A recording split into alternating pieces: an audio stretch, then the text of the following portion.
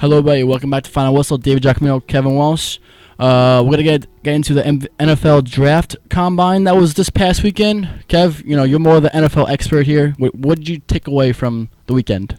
Well, man, let me tell you something. To me, the combine is it's really cool just to see, just to kind of get a feel for it. Everyone knows right now we got the NBA going and stuff like that, but NFL is just the thing that everybody wants to be around. It's so exciting, and I love the NFL draft. I mean, I love it as much as Sundays. I really do.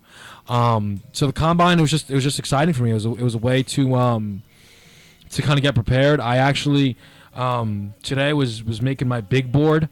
I've done the first 20 picks or so of a mock draft. I'm hoping to release that probably a week from today. Which I'm pretty excited about, obviously. There were some things that stood out, man, but there's some things that people have to understand. Just because they run the fastest 40 does not mean that they're the number one overall pick, and just because someone runs a slow 40, it doesn't mean that they're going to, not be the number one pick. I mean, listen, how often are people doing 40-yard dashes in the NFL? I think people have to remember that. Obviously it's important. I'm not saying it's not important. But, you have to just take it for granted, take it for what it is. I think the position drills are really important. Watching quarterbacks make throws is really important. Receivers and their routes and, testing of their hands. Offensive linemen, when you're watching their footwork, is obviously going to be crucial. There were some guys that really impressed. Obviously, the most important position in the NFL is quarterback. There's three top guys, and after the combine, it's those still same three top guys: Carson Wentz, Jared Goff, Paxton Lynch. Paxton Lynch is third in everyone's board. He's third, and then it's either you have Wentz 1, and Goff 2, or you have Goff 1 and Wentz 2. That's just kind of how that's going right now. So it's very interesting. It's very exciting. I wanted to ask you about that because there's been a lot of talk about the 40 times and comparisons to J.J. Watt. Do you think it's that big of a deal, and do you think the J.J. Watt comparisons are valid? Well, so it's Joey Bosa the guy who's being Bosa compared, and his 40 time wasn't the greatest. Listen. Measurables are one thing, but watching a player is another. And this is another thing that people need to remember, right? So J.J. Watt is, I think most people would easily say, the best defensive player in the NFL. Absolutely, right? Yeah, absolutely. Some people would make the case he's the best player in the NFL, right? J.J. Watt went 11th in his draft. 11th. Now, that pick, if they redid the draft, I still don't think he'd go 1 because Cam went 1. And I think that's... that's a debate for a different time of day. Right. Now, 2 was Von Miller, and after he just won the Super Bowl, it's not like the Denver Broncos would regret that pick. But realistically, like when you think about it, he went 11th. J.J. Watt didn't kill it. Obviously, he was good at the combine, but it's not like it was the most we need to draft this kid number 1. Again. It has to do a lot with work ethic. Players get better. That is players get better. Not everyone's Odell Beckham. Not everyone is Andrew Luck. It takes time.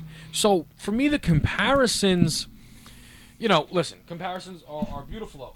They're one of my favorite things because I love to see how they think these players match up. For me, Joey Bosa, J.J. Watt, no. I don't see it. I think it's unfair to the kid to compare him to J.J. Watt because, J.J. Watt's one of the best defensive players in the game. And to put this expectations on him is, I'm not saying it's not fair, but it's awfully tough on the kid because you're acting like he's going to be the next best thing. And if he's not, it's going to seem like he's a letdown. And, that's awfully tough to put on a young kid coming out of college. Yeah, I mean it's tough, but I'll tell you what, man, it's extreme. It's a big honor, and I think that it's something. Well, we saw Jadeveon Clowney, didn't necessarily like that he was the next best thing, and he was going to be this great defensive player, and he hasn't lived up to that. But see, that to me is where the difference comes in, right? So if I tell you Jadeveon Clowney, you're going to be you're the next big thing, and you're like, no, dude, don't say that. right there. If I'm a scout, ooh, what's up with his mentality? What's that about, right? Now, if Joey Bosa's like, yeah, I want to be by J. Watt. I want to be better than J.J. Watt. I like that. That's what I want to hear. And listen, Joey Bosa, a lot of people feel like he's in a sense he's a bit cocky, but I think it rubs people a little bit the wrong way. It seems a little bit arrogance to his game. But you know what? Watch J.J. Watt. J.J. Watt's arrogant. He's a cocky guy, but man, has that boy earned it. J.J. Watt is allowed to be as cocky and arrogant as he wants because I can't imagine that anyone in the NFL works harder than J.J. Watt. No, and I agree. I love a young the attitude in a kid because I always say that was always the attitude I brought to the table when I played high school ball, whatever. My friends could tell me, Tom will tell you, Freitag will tell you, when I was going to pitch again, I'm pitching against Zavarian. I'm gonna kill him. Meanwhile, Zavarian had undefeated record. I'm gonna kill him. That was just my attitude I had, and that's why I love when young kids coming up like Joey Bosa and has that attitude. He's on the record. He said it in media. I'm the best player in the draft, and I don't mind him saying that. He wants to be that player. But there just has to be a level where it works out, right? You can't be overconfidence, and you can't then not work hard, right? And listen, that's an attitude you can apply to anything. To be honest, when we do stuff in the studio, I'm always sitting there. I'm the best in the studio. I'm the best at hosting, and that's just how I want to be about it. I just want to be. Because I need to just, that's how I psych myself up and I get excited, and it's just the adrenaline starts going, and that's how it is. But to me, there's, be excited to be the best player in the draft, but work like it. Yeah. Right now, probably my favorite player after this week is Mackenzie Alexander, cornerback out of Clemson. Okay? Now, Mackenzie Alexander, they were speaking to him and during his interview process, gave a full breakdown on how he would cover this kid, Will Fuller, coming out of Notre Dame, who's 6 foot tall, ran a 4.33, lightning quick, on how he'd cover him, and then went to how he'd cover Laquan Treadwell, who's like the number one receiver in this group. He's 6'4", the big body type, right? And then goes, make no mistake about it, I'm the best player. I am the best corner in this draft. Make no mistake about it. And I love that. That is, I get chills thinking about that, because not only is he telling me he's the best, he's explaining to me, and he's not even explaining to me just why he's the best. He's literally just told me how he's going to guard this kid, and he's going to guard this kid. That means he's got it all mapped out. He's prepared. He's ready to go. And man, is that something as a general manager you have to love. And it always seems like those guys that have that attitude end up being the stars that come out of the drafts. Like Odell Beckham. He knows he's out there making one-handed catches. You see, he knows he's one of the best, and he's only been in the league 1 year, and he's like, oh, I know I'm one of the best receivers in the game, and I don't mind that at all. I'm a Jet fan, and I don't mind hearing that from a Giant fan. I can't hate it. Yeah, right. So after 1 year, and he had that confidence, and he brings it into year two, and look at the year he had, another big year, that's the whole Josh Norman thing, right? That comes with two players sitting there looking at the other one and simply saying, I'm the best. And that's what happens. And you know what? Listen, they didn't carry themselves. I get that. But there's a bit of it you have to appreciate. That is so much competitive nature between those two. The only thing I wish is that they just could have hugged after and said, good game. That's all that was missing for me. But again, just the competitive nature of it to me is beautiful. Competitors, it's what makes this league. It's guys who go out there and are ready to fight for it. That's what you need, and that's honestly why you get guys like Arian Foster who go undrafted and is a top 5 running back. That's why Marshawn Lynch just retired, and the Seattle Seahawks aren't worried, because a guy like Thomas Rawls, who was undrafted, who nobody even heard of in their entire life, went undrafted, but you know what? He's clearly ready to compete, waited on his moment, embraced the whole thing, stepped up, and is now next year going to be the starting running back for the Seattle Seahawks. Gotta love it, and you gotta love just hearing those stories of undrafted. Yeah, I know, and whenever you hear them talk to the media, and they know exactly how many players were drafted in front of them, how many in their position were drafted in front of them, and it gives them motivation. You gotta love that kind of. It's a feel-good story.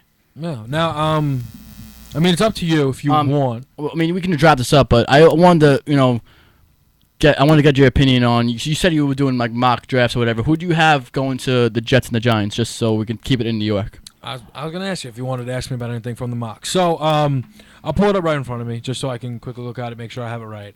But at pick 10 for the New York Giants, I had Noah Spence. Now, for people who don't know about Noah Spence, top 5 recruit coming out of high school, goes to Ohio State, gets suspended twice for failing drug tests, and then gets kicked out of the conference, has to transfer. Go plays at Eastern Kentucky, wins Conference Defensive Player of the Year there. Really impressed during senior day. At the Combine, he didn't massacre it, but he had a decent day. He was good enough. For this kid, though, this is where the interviews come into heavy. Can I trust you? Are you done with these off-field issues? Or are we going to be doing drug tests every year? Is this really going to be what we're getting into? Because I can't have this, right? I think that all signs are indicating towards he's changed things around. He seemed to really have good control over it. Giants need help, clearly, defensively, all over the field. I think they start, though, at the defensive end. I believe Robert Ayers has already been let go by the Giants. I do think that they should sign JPP back, but it doesn't mean that they don't need a second defensive end. And I think Noah Spence is one of the best pass rushers in the draft, for sure. And that's a much-needed area for them. And that would be a good pick. Yeah. And then the Jets. So the Jets are, 10 spots later, pick 20, right? Yeah, I've heard a couple of things they could address, so I'm interested to hear where you have them going. So I went with a risky one, and it's one that I don't know how Jets fans are going to feel about it. I know some Jets fans that like it, and I'm curious to what you think. Jaylon Smith, the linebacker out of Notre Dame, the outside linebacker who, seems kind of Von Miller-esque. Can really rush the passer and things like that. That's one of their biggest needs, so I would approve of the pick. Now, the real problem is in his in the bowl game against Ohio State, really messed up his leg. Yeah, and he was supposed to be a top pick. People, he was a lock for top 5. People had him as the second best player in the draft. Some people had him as the best player in the draft. Athletic freak, he would have destroyed the Combine. But the problem is people are saying that there's nerve damage after the tears. Might miss the entire 2016 season. The entire 2016 season. This is why, though, and I'll get your comment after this, why I had the Jets taking him. To me, the Jets, I look at all their defensive stats last year, they had a top 5 defense. Just the way, just as far as giving up touchdowns, they had a top 5 defense. And I don't think offensively there's any position for them to be drafting outside of offensive linemen. And I think that the top 3 offensive linemen in the draft will be gone before the Jets get there. And I think that in the later rounds, they can secure a nice guard and get some better inside play in round 2, round 3. But I think that if they get Jaylon Smith, listen, he might not play for the Jets next year, but the Jets are one of the teams that can live with that. And then when he comes back around 2017, it could end up being one of the best picks the Jets ever made. Because let's be real here, if this kid is top 5 and you get him at 20, boy, did you just make a steal. And if that scenario played out the way you said, then the Jets will love that. But I'm interested to hear what you have to say about, I've seen a lot of mock drafts. They have Ezekiel Elliott going to the Jets. Could you consider them going that route, or would you have them gone by then? Well, I had him gone, so I'm big on Ezekiel Elliott. Yeah, that's why me too. That's why I wanted to. Yeah. That's why I wouldn't mind that pick at all. I think he's going to be a stud in this league. I think he's an absolute stud. I think whoever gets him, great. Now, it's tough. My mock draft is definitely different than a lot of people's mock drafts that you'll see online. And I did this one today. So the Bucks are picking at 9, and it just came out today that they're probably not, or yesterday, they're not going to re-sign Doug Martin. For that reason, that's where I had Elliott going, right? If Elliott doesn't go at 9, there's a slim chance that he then goes at pick 10 to the Giants, right? That's what people are talking about.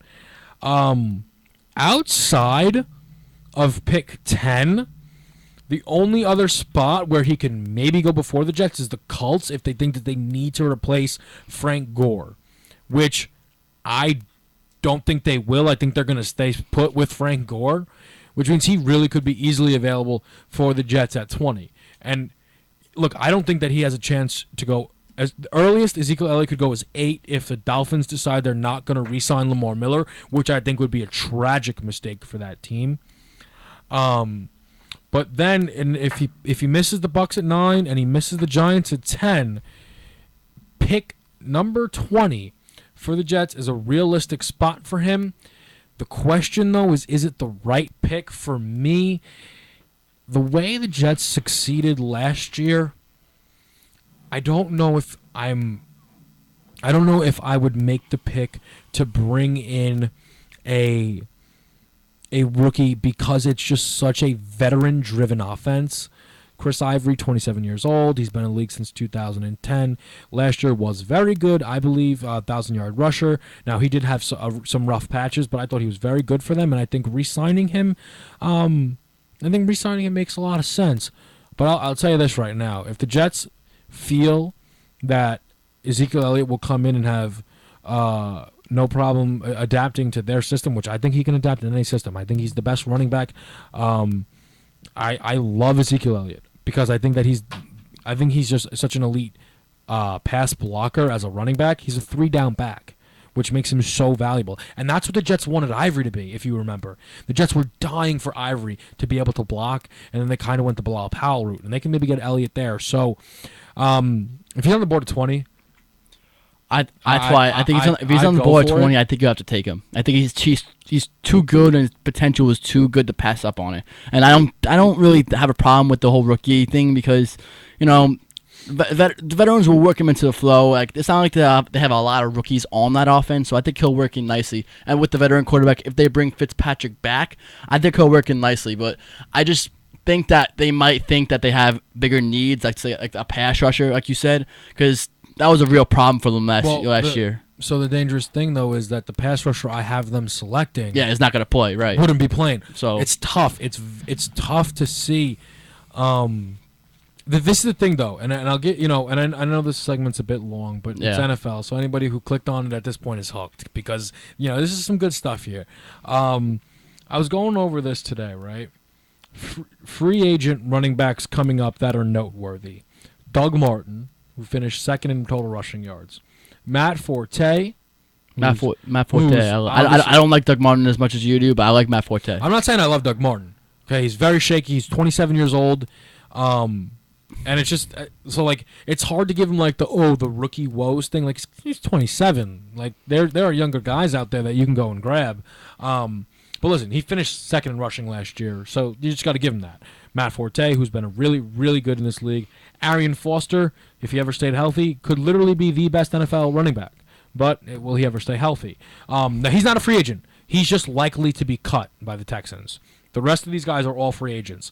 Lamar Miller, who is my favorite of this group because he's 24, which is the 3 years to the younger than anyone else in this group, except for C.J. Anderson, who's 5th, and then Chris Ivory is 6th. So Doug Martin, Matt Forte, Arian Foster, Lamar Miller, Chris Ivory, and C.J. Anderson. Those are 6 noteworthy running backs. There are teams out there who I believe are going to say, you know what, we don't need to take a chance. We're not rebuilding. We're trying to win now. Let me get an established guy. I think the Patriots get their name in on one of these guys. I think, and I definitely think that the Cowboys should try to get their name in on one of these guys, and I think the Jets really should, because I don't think the Jets are rebuilding. I think that they just need to go out and just get a guy like Ivory who's comfortable in their system and things like that. But I think a team like the Buccaneers, which is why I have Elliott going at 9, are rebuilding. Right? Mike Evans next year, 3rd year. Jameis Winston, 2nd year. Give me my running back, Ezekiel Elliott, year 1. I love the young core. I think that could be really good for them. But the way the NFL is, it's just running backs people don't want to fly him off their board and things like that. And if he's there at 20 and the Jets haven't signed a running back at that point, makes all the sense in the world to me. A lot of interesting scenarios that can come from this draft, and I'm really interested to see how it plays out. And before we wrap this up, I just want to give a shout out to our boy Devin Kajus. He's at Holy Cross, wide receiver. He went to Stanford. He's going in the NFL draft now. He just went to the combine. He had the best cone time out of all the players, not only the receivers, all the players in this draft. So really good things coming from him. We're hoping to get him here for an interview sometime if he's able to. But he's doing real well. So it's good things to see. So we're gonna take a quick break. We're gonna come back with some NHL trade deadline. We're not wrapping up just yet. So we'll be right back.